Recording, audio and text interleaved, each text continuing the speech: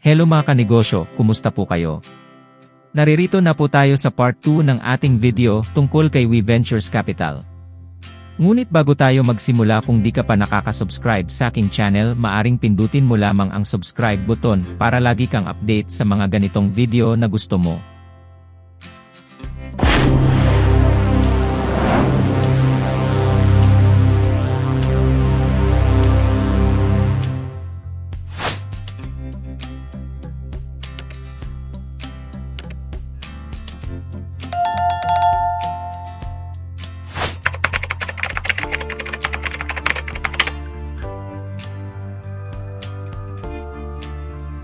Bukod sa passive income na tinalakay natin sa part 1 video, meron ring ginawang affiliate program ng WeVenture upang madagdagan o magkaroon ng iba pang pamamaraan ng kitaan sa WeVenture. Una, pwede tayong kumita ng 10% sa lahat ng bibili ng klase ng portfolio sa lahat ng napasali mo o direct referral mo. Example, may bumili ng $500 USDT na napasali mo sa ilalim ng organisasyon mo o tinatawag na downline mo. Kikita ka ng 10% of 500, which is 50 USDT kagad. Ibig sabihin, kung may direct referral kang benta na 10,000 USDT sa loob ng isang linggo, kikita ka ng 1,000 USDT kagad. At yan ang potensyal na pwede mong kikitain sa loob ng isang linggo lamang. Depende sa galaw mo ang kikitain mo. Unlimited ang pagbahagi ng WeVentures Capital Affiliate Program. Mas maraming napapasali mo, mas lumalaki ang kita mo. Pwede ka ring kumita sa trading rebates. Ang trading rebates ay nakadepende sa portfolio na binili mo.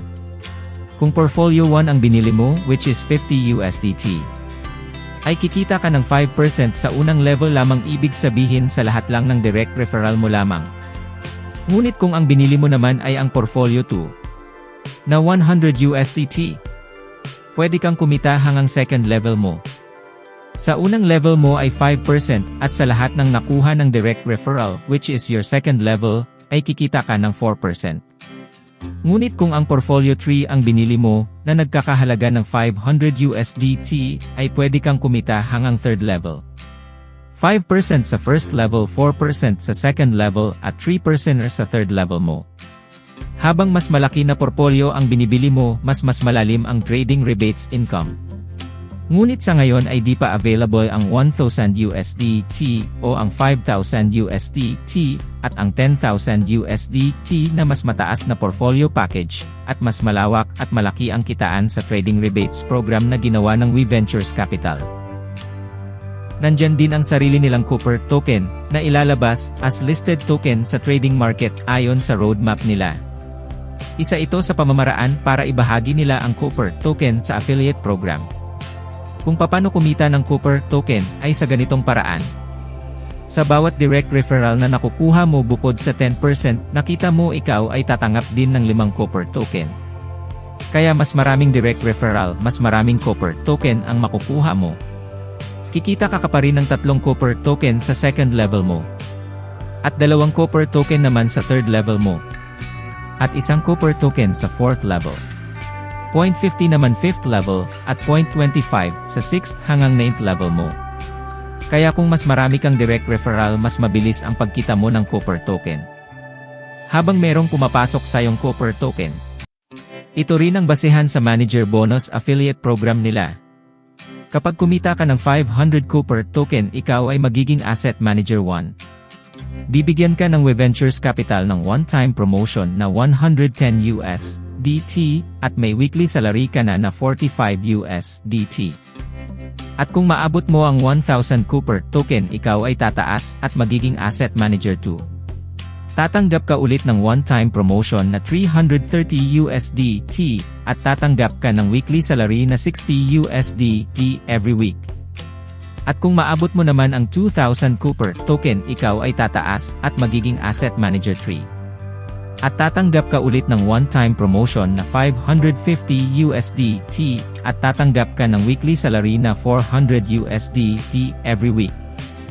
At kung maabot mo naman ang 3,000 Cooper token, ikaw ay tataas at magiging Asset Manager 4. At tatanggap ka ulit ng one-time promotion na 1,300 USDT at tatanggap ka ng weekly salary na 1,500 USDT every week.